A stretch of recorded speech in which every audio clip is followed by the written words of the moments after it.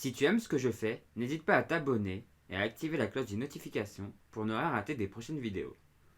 Si tu as envie de soutenir mes vidéos, n'hésite pas à mettre un pouce en l'air, à les partager et à les commenter. Si tu as envie de me soutenir financièrement, n'hésite pas à aller regarder une pub sur Utip ou à faire un don. Le lien est dans la description de la vidéo. Sur ce, bon visionnage. Et salut tout le monde et bienvenue dans cette nouvelle vidéo. Aujourd'hui c'est une vidéo tuto voile théorie. Donc c'est pas de la pratique, on va pas être sur Toria. On commence la vidéo sur Toria mais on va pas être sur Toria, on va voir les allures et comment avance un voilier côté aérodynamique. Donc on va voir juste la base, on va pas encore voir l'hydro, mais on va voir l'aérodynamisme. Est-ce qu'on est aspiré par le vent ou est-ce qu'on est poussé par le vent? Enfin, vous verrez ça dans la suite. Du coup c'est parti. Alors on commence par les allures. Qu'est-ce que c'est une allure? L'allure c'est l'endroit où le bateau reçoit le vent. Donc comme on peut le voir là, donc le vent est tout en haut, vous voyez la partie bout au vent. Donc en fait un bateau ne peut pas remonter totalement dans l'axe du vent. On ne peut pas être face au vent comme on dit.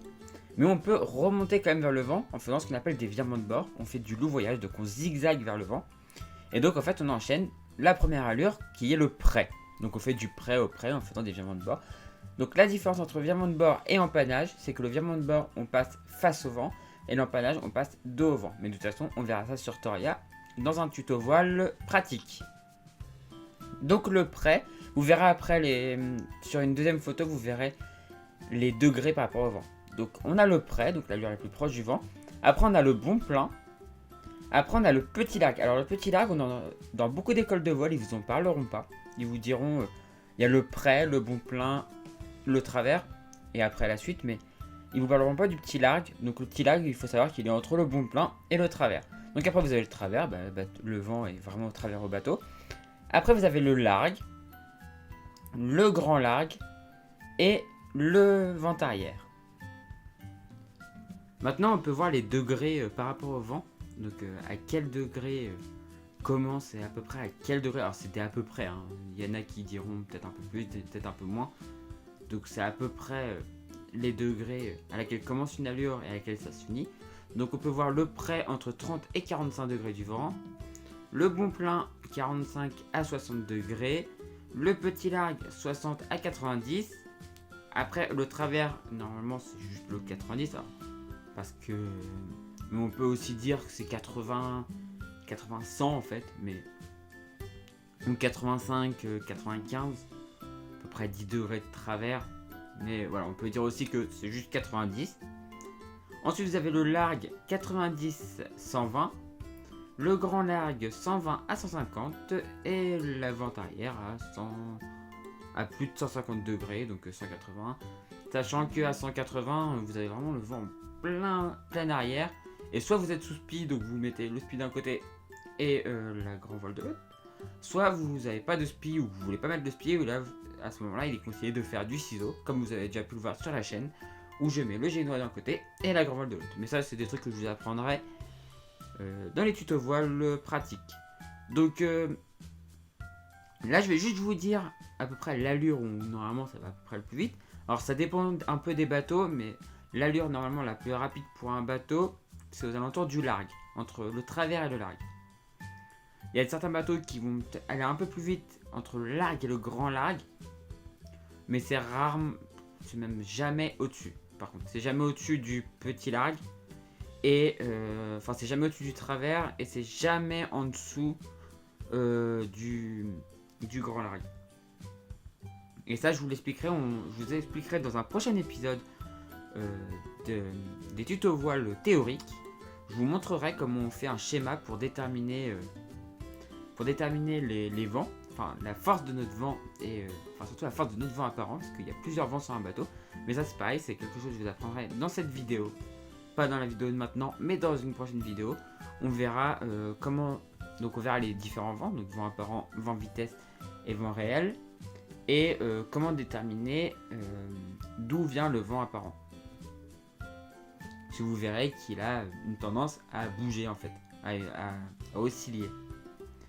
Et donc ça on le verra dans un prochain épisode parce que ça va être un peu plus compliqué Donc je préfère commencer doucement. Et donc du coup on va passer tout de suite à comment fonctionne un voilier.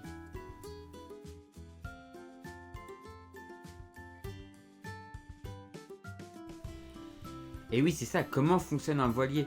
Parce que si vous allez dans une école de vol, on va juste vous dire ah bah faut tirer, faut tirer sur la voile. On va vous expliquer un peu enfin, ce que ça doit faire, mais on va peut-être pas vous expliquer le pourquoi du comment. On va peut-être vous l'expliquer, certains l'expliquent et ça c'est très bien.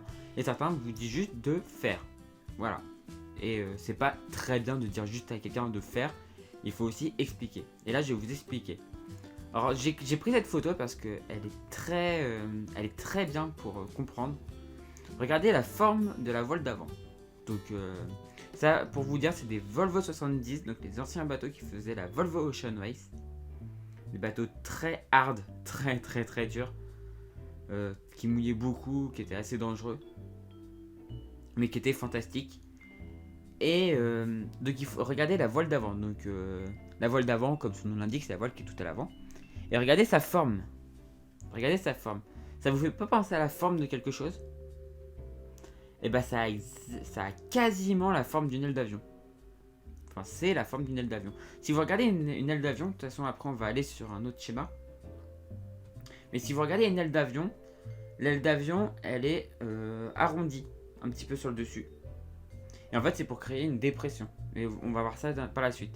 Donc regardez bien cette forme. Il faut que votre voilier, enfin en fonction de l'allure à laquelle vous allez, il faut que votre voilier, enfin faut que votre voile ait cette forme.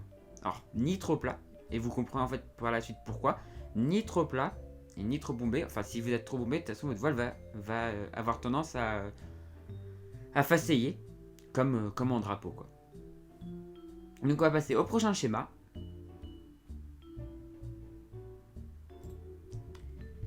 Et du coup vous allez me dire, mais Nicolas, est-ce que tous les bateaux sont aspirés par le vent? Ben non, on n'est pas tout le temps aspiré par le vent.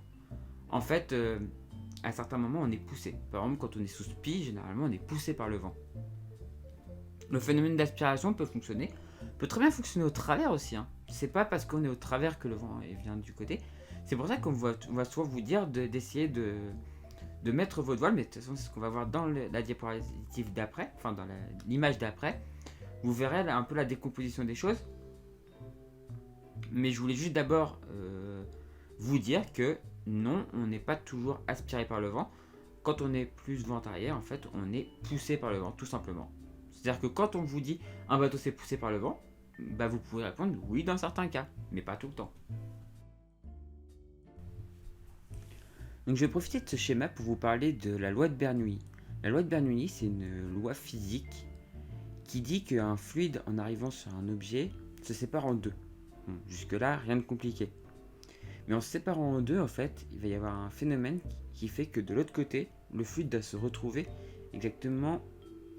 quasiment exactement pareil. Donc ce qui se passe, c'est que si un fluide a plus de chemin, si le fluide a plus de chemin à parcourir d'un côté que de l'autre, le côté il va avoir plus de chemin à parcourir, il va avoir tendance à accélérer. Le fluide va accélérer, que ce soit de l'eau ou de l'air. Hein. Là, ça fonctionne pour les deux. Donc l'air qui va passer sur l'endroit le plus long, où il y a le plus de chemin à parcourir, va accélérer, créant une dépression, comme vous pouvez voir sur le schéma. L'air qui va avoir le moins de chemin à parcourir va soit rester à la même vitesse et donc va juste rester à sa pression, soit va même ralentir et va créer une surpression. Et si vous avez une dépression d'un côté et une pression de l'autre, une surpression de l'autre, bah vous avez une poussée que vous pouvez voir vers le haut. Et vous avez un phénomène d'aspiration que vous pouvez voir vers le haut. C'est ce qui permet à un avion de décoller. Là, ce que vous voyez en fait sur le schéma, c'est une aile d'avion.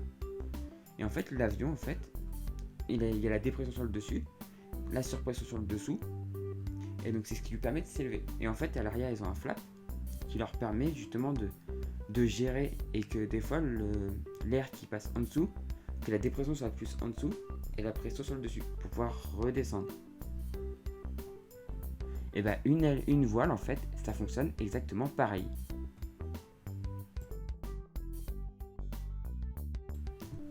Donc là maintenant on voit ce que ça donne sur le voilier. Donc on retrouve notre force aérodynamique qu'on a vu sur l'aile d'avion tout à l'heure. Mais ce que ça donne aussi une portance. Donc le petit P vers l'avant.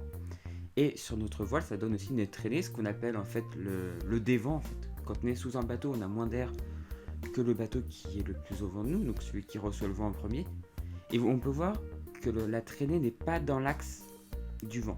Vous voyez le vent, mais la traînée ne doit pas être dans l'axe. Là, il y a une toute petite erreur parce qu'elle est un petit peu dans l'axe. Normalement, elle n'est pas dans l'axe. Le dévent d'un bateau est décalé par rapport à l'axe du vent. Ça, c'est un truc que beaucoup ne savent pas et c'est un truc à savoir. Donc on peut voir voilà, que on a la portance vers l'avant, la force aérodynamique là et la traînée. Comment savoir la force aérodynamique?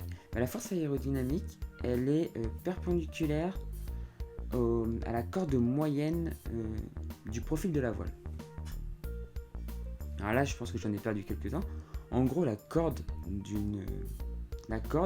c'est un trait imaginaire qu'on tracerait entre le point de fuite de la voile et le guindon, donc l'avant de la voile. Et en gros, à partir de ça, on regarde le profil de la voile. Et on voit l'endroit le plus creux de la voile en fait.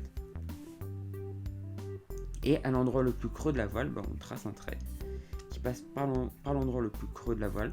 Et ça, c'est la zone où il y a justement notre force aérodynamique qu'on a vu tout à l'heure. Et donc, c'est ce qu'on appelle le point de poussée vélique. Mais on va pas rentrer trop dans les détails. Mais il est très repérable en fait sur une voile. C'est l'endroit où, grosso modo, c'est là où on a le plus de creux, quoi. Il est souvent proche du creux. Pas toujours totalement dans le creux, mais ça, on va pas rentrer trop dans les détails. Et du coup, ce qu'on peut voir quand on regarde une voile comme ça, c'est que notre principe de Bernoulli fonctionne bien comme ça, du coup, si la voile est bien réglée. Mais si notre voile est mal réglée, le principe de Bernoulli ne fonctionne plus. Et c'est là que les penons rentrent en compte, justement, pour nous montrer si le principe de Bernoulli fonctionne ou pas. Si nos penons sont bien parallèles, c'est bon. S'il y en a un qui décroche, c'est plus bon. Et vous voyez, si les penons extérieurs décrochent, on dit toujours il faut choquer si les penons extérieurs décrochent. C'est parce qu'en fait votre air ne passe plus derrière votre voile. Si vous êtes trop bordé, l'air va aller frapper en fait l'intrado de la voile, va passer dans l'intrado de la voile, mais va pas aller passer dans l'extrado, ou très peu. Donc c'est pour ça qu'il faut avoir un profil d'attaque par rapport à l'air qui soit bien fait. Il faut vraiment que l'air puisse rentrer des deux côtés. C'est pour ça qu'une voile, c'est pour ça que si on surborde une voile, le bateau va moins bien avancer. Alors surborder, pour ceux qui ne savent pas, c'est tirer trop sur les écoutes. Les écoutes, c'est ce qui sert à régler les voiles. C'est tirer trop sur la voile, quoi, tout simplement. Donc on peut regarder là, et vous allez vous dire, Nicolas, c'est bizarre parce que la portance, ce que je vous ai pas encore dit, c'est que la portance en fait c'est l'endroit quasiment où va le bateau, quoi. Théoriquement, c'est à peu près l'endroit où le bateau va être justement aspiré. Comme je vous ai dit, le bateau au près ou alors quand le vent apparent monte de trop, mais ça c'est un truc qu'on verra plus tard, le bateau est aspiré par le vent. Et vous allez me dire, mais Nicolas, c'est bizarre, si on va dans la direction de la portance, on avance en crabe.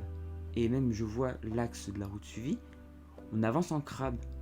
Mais du coup, comment on fait pour avancer droit? Pourquoi les bateaux ils avancent droit? Et ça c'est quelque chose qu'on verra dans le prochain épisode des tutos voiles au niveau de la théorie, parce qu'il y aura aussi des tutos voiles pratiques sur Toria. Donc vous verrez comment on manœuvre un bateau. Et puis du coup c'est fini pour cette vidéo, pour ce premier tuto voile théorique. J'espère que la vidéo vous a plu. Si elle vous a plu, n'hésitez pas à mettre un pouce en l'air, à la commenter et à la partager. Partout, partagez-la partout. Si vous n'êtes toujours pas abonné à la chaîne, n'hésitez pas à vous abonner. À l'heure où j'enregistre ce soir, on est la veille de dimanche, je sais. J'enregistre encore en dernière minute. Mais aujourd'hui, j'ai été voir pour vous dire, juste pour m'excuser si c'est pas top, mais aujourd'hui, j'ai été voir pendant 2 jours, j'ai été voir des conférences sur la planète Mars, qui est un autre sujet qui m'intéresse énormément, donc j'y suis allé. Et du coup, voilà, j'enregistre la nuit J'enregistre les voix et je fais le montage la nuit avant que vous voyez cette vidéo. Donc j'ai fait mon maximum, j'ai fait comme je pouvais, tout en essayant de faire quand même quelque chose de très qualitatif, et je pense que c'est qualitatif. Enfin, je veux pas me jeter des fleurs, mais voilà. Et donc, à l'heure où j'enregistre, on est 79 abonnés, donc à qui le tour hein, pour le 80e. Et si vous pouvez être 20 assez rapidement pour que je fasse ma foire aux questions, pouvoir répondre à vos questions, ça serait cool. Puis dépasser les 100, ça fait toujours plaisir. Et puis du coup, si vous voulez m'aider, si vous n'êtes toujours pas abonné à la chaîne, n'hésitez pas à vous abonner. Si vous voulez m'aider financièrement, n'hésitez pas à aller faire un petit tour sur Utip et Tipeee. Les liens sont dans la description de la vidéo. Vous pouvez regarder une publicité ou une vidéo, ça me rapporte quelques centimes. Ou faire un don si vous le souhaitez. Et du coup, moi je vous dis à la prochaine pour la prochaine vidéo sur la chaîne Toria. Et du coup, ciao tout le monde. Ciao, ciao, ciao.